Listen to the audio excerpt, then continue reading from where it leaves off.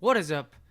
Fellas, JPS delivers here. Sophomore season is among us for BJ Simmons, number 10 in the country, it turns out. Hey, start off the year not so bad. I thought we were like 18th, but I guess we finished the year at 18th. Moved up quite a bit, I'd have to say, to a top 10 team. Number 10, dead last in the top 10. Number 10 in the Big Ten.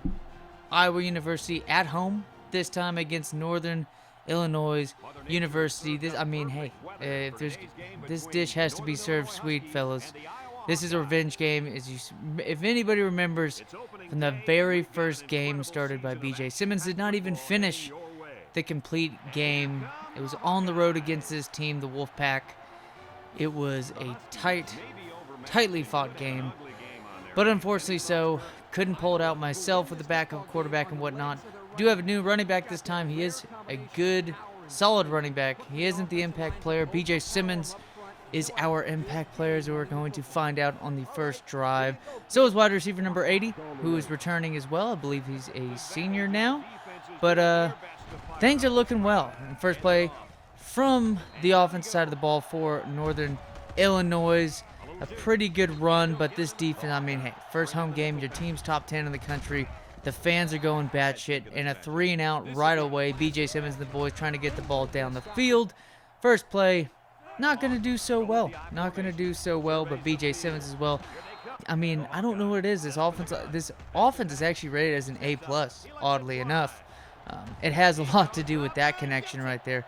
BJ Simmons, hey, we're going to try to rinse and repeat this season with this guy, but we're also going to find out, he's technically not, impact player because he did lead the nation. An Iowa wide receiver led the nation in receiving yards, not receptions, obviously, but by far led the country in yards per reception.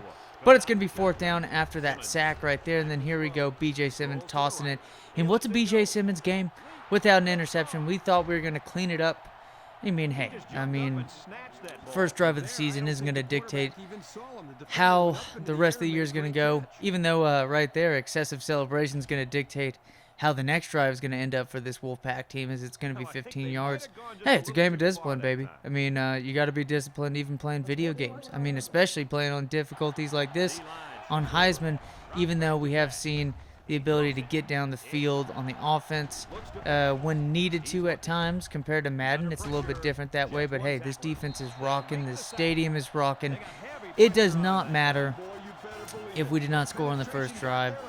Hey, it was just a poorly ran drive in general. Got lucky with a couple deep throws and whatnot, but this defense is going. That's right there is the best player probably on both sides of the ball in D tackle number 47, I believe, and here we go. After a nice punt return by who is technically the top-rated wide receiver on this team. And speaking of, there's our man, wide receiver number 88. Going to try to incorporate him more, get our star tight end involved more. And obviously, hey, we got to let the passing game. BJ Simmons is the impact player, right? Speaking of discipline, if I would have let that go, that would have been a little interesting of an extra point. Not really, though, because it's still straight down the field. But a nice touchdown right there. We're going to have to use that passing attack. Oddly enough, with an Iowa University team, we're going to have to be using the passing attack to really kickstart the running game. Even though, we have a pretty good option right here. And also an athletic quarterback in Mr. BJ Simmons. What the fuck, man? If you're going to see a guy who's going to try his best to become a Heisman one day, maybe this season. I don't know. We'll have to see. He ended the year very well against Ball Sack State in the bowl game. Impressive. 7 total touchdowns, 3 rushing touchdowns, 4 touchdown passes, I believe. Maybe it was 6 total. Still, just the sheer fact that we're sitting here debating whether or not he got 6 or 7 touchdowns. This man's trying to make a name for himself.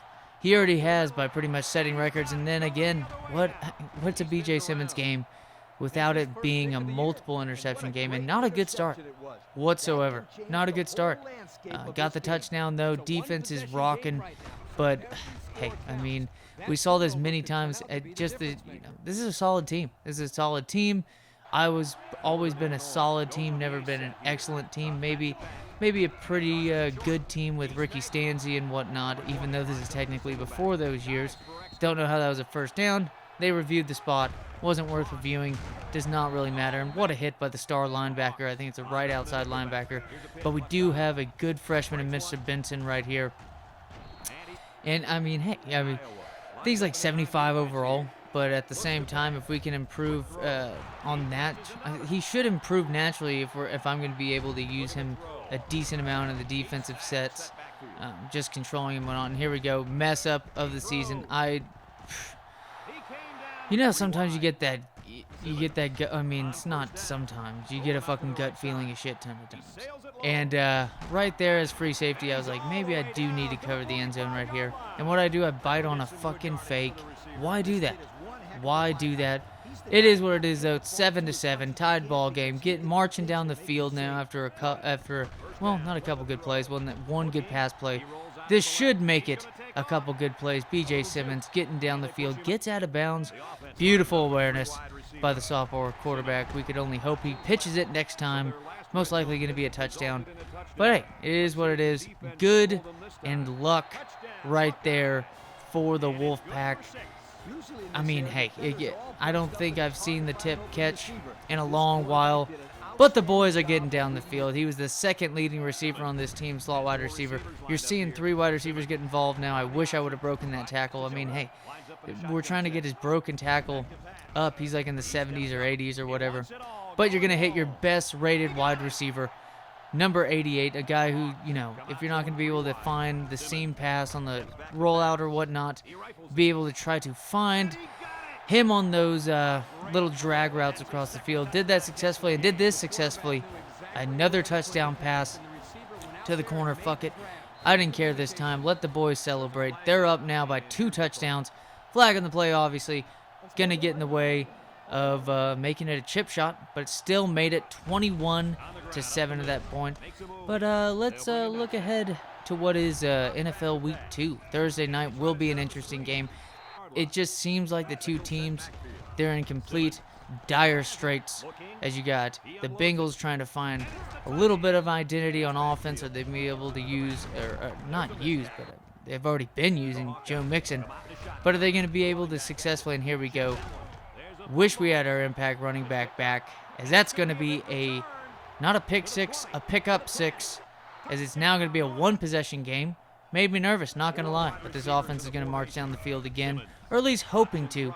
They miss a B.J. Simmons. What a fucking juke right there. That was sick. But Thursday night game, I think it's really interesting just because the Bengals are, let's be honest, the Bengals are a terrible team.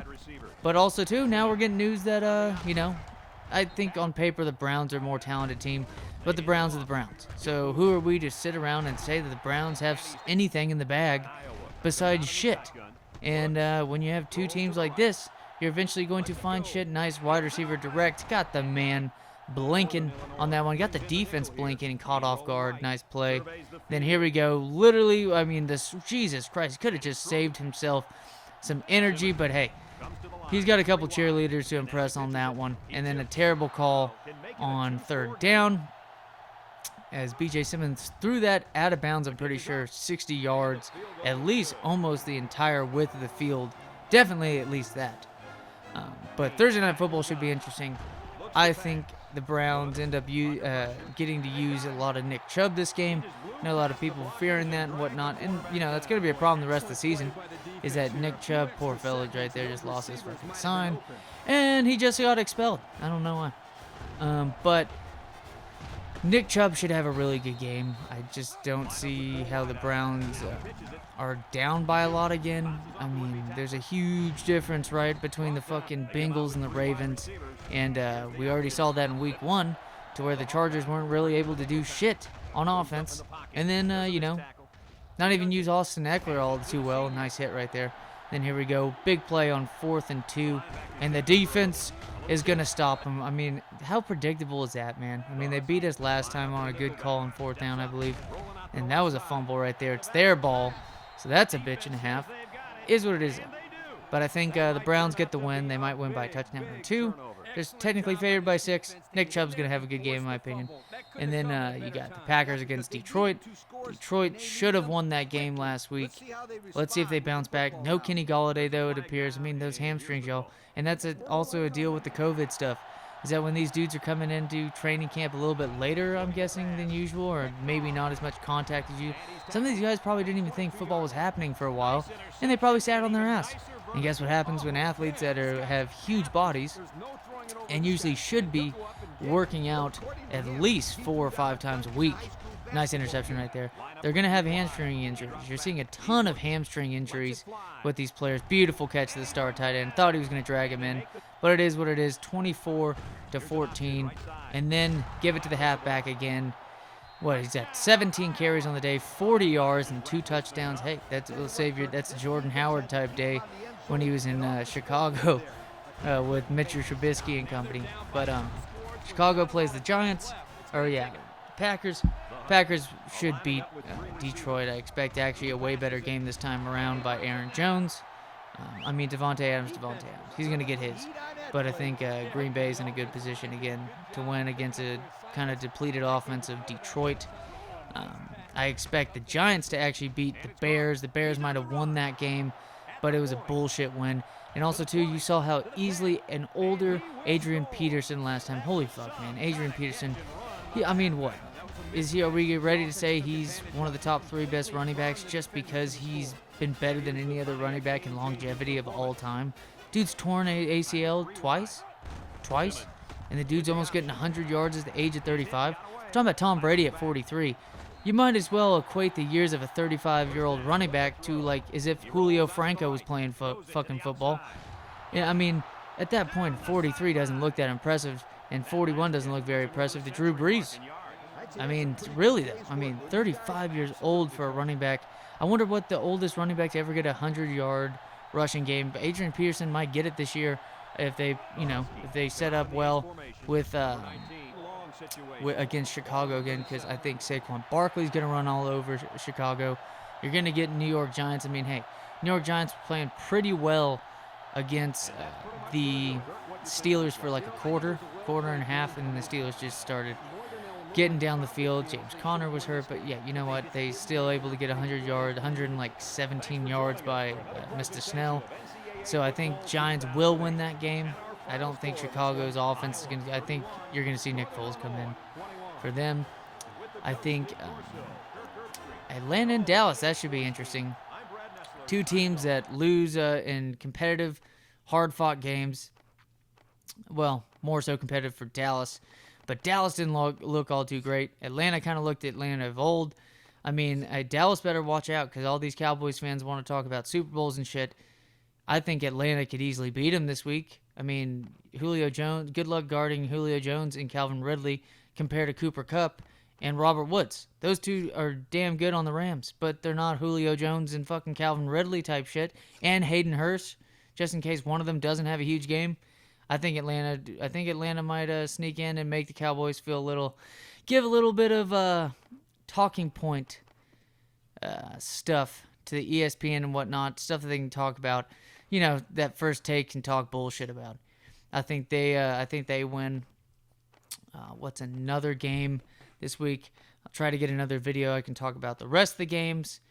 But I think New England's going to lose to Seattle. We'll see if Russell Wilson passes the ball a lot. I think we're going to get a lot more rushing yards out of Chris Carson.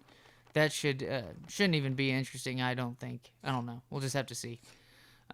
But looking forward to it. As always, fellas, take it easy and see y'all next time.